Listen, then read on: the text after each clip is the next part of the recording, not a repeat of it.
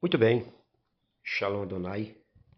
Abra as Escrituras comigo em Lucas 22, versículos 31 e 32. Preste-me bem atenção para eu te explicar um detalhe que talvez você nunca ouviu falar, ou você não prestou atenção ou leu correndo.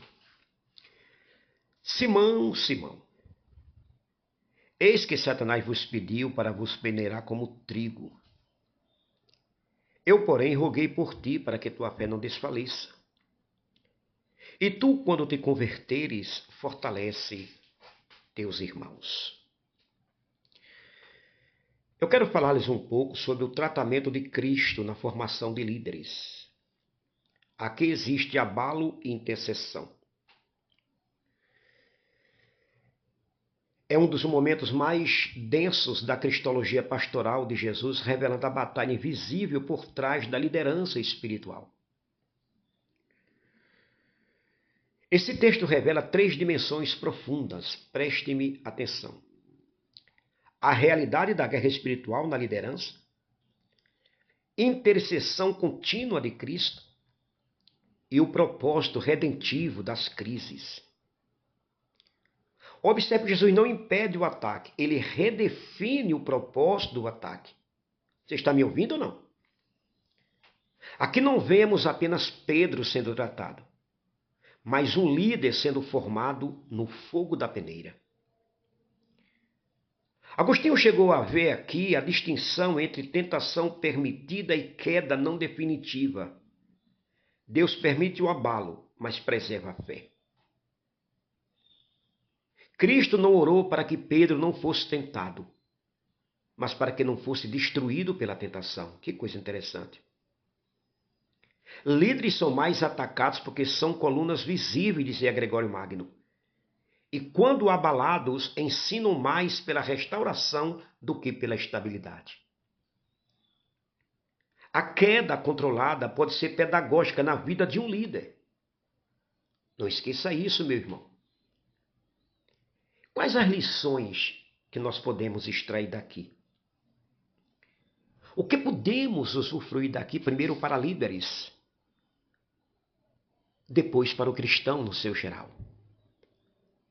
Por que eu falo primeiro para líderes e depois para o cristão no seu geral? Porque nas 7 cartas do Apocalipse, primeiramente diz ao anjo da igreja, o líder, e no final diz, quem tem ouvidos ouça, o cristão no geral.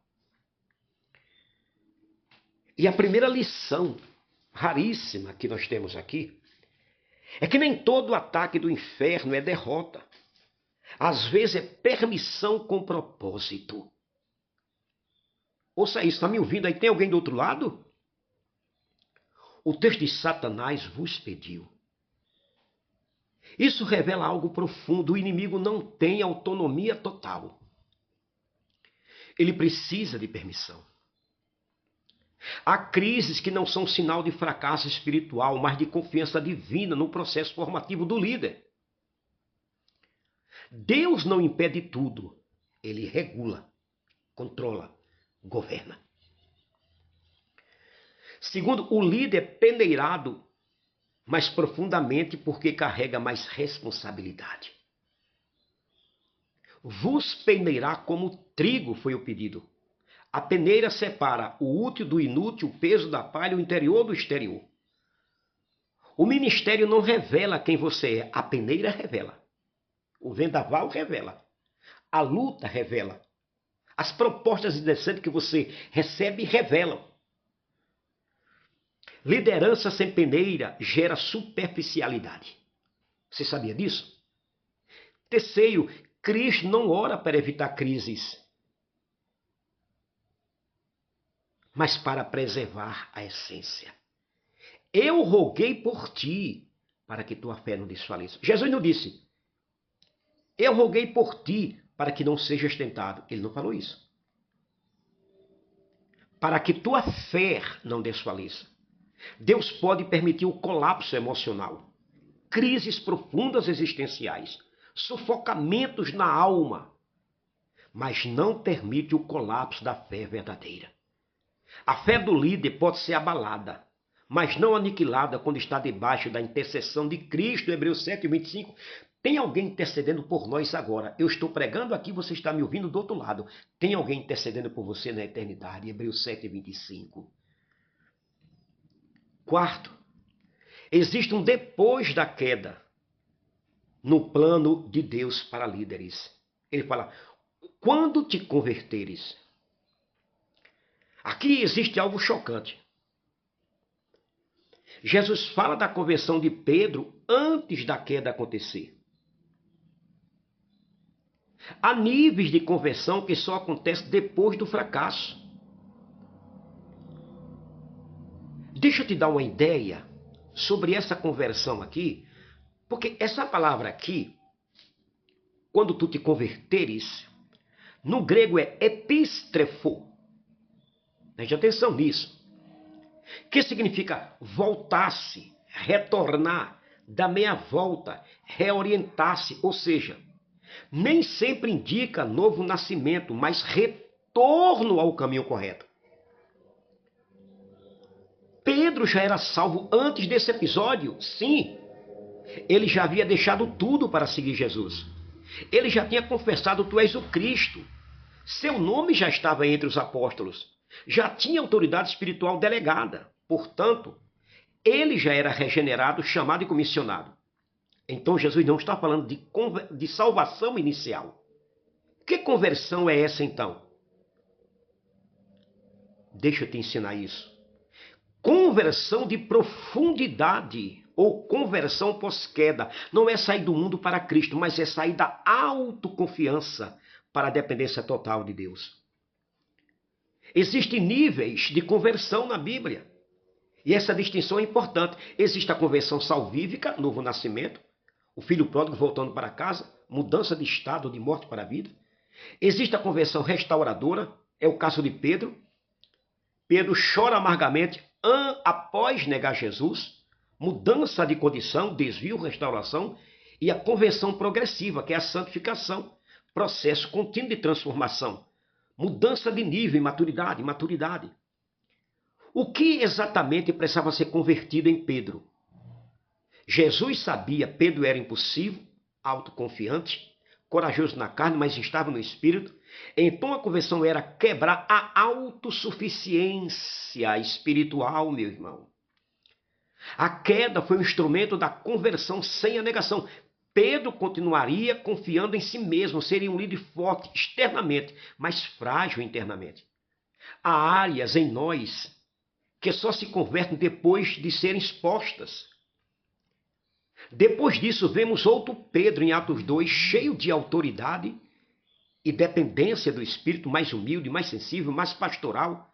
Antes impulsivo, depois instrumento refinado. Quando te converter, significa quando você deixar de confiar em si mesmo. Quando sua fé for peneirada e purificada, quando sua estrutura interna for quebrada e refeita. Nem toda conversão é sair do pecado, algumas são sair do orgulho espiritual. Você agora está me entendendo o que eu quero dizer ou não? Então vou repetir. Não é conversão inicial, salvação, é conversão de caráter, de profundidade, de dependência. Tu, quando te converteres, Pedro andava com a espada com ele. Pedro andava com a espada, ele tinha que se converter daquele modo de vida. Quinto, o verdadeiro líder não é o que nunca caiu, mas o que foi restaurado para fortalecer outro. Fortalece teus irmãos. A autoridade pastoral mais profunda não vem do sucesso, mas da redenção vivida. Quem nunca foi quebrado fala por teoria, quem foi restaurado fala com peso espiritual. Sexto e último, a intercessão de Cristo é o maior patrimônio invisível de um líder. Ele disse, eu roguei por ti. Aqui está o segredo invisível. Antes de Pedro falhar, Cristo já estava intercedendo. O que sustenta o líder não é a sua disciplina, nem sua experiência, é a intercessão contínua de Cristo. O líder cai quando confia em si, mas permanece quando é sustentado pela oração do céu. Que Cristo esteja intercedendo como está agora pelo nosso ministério, pela nossa família, pela nossa vida, meus queridos irmãos.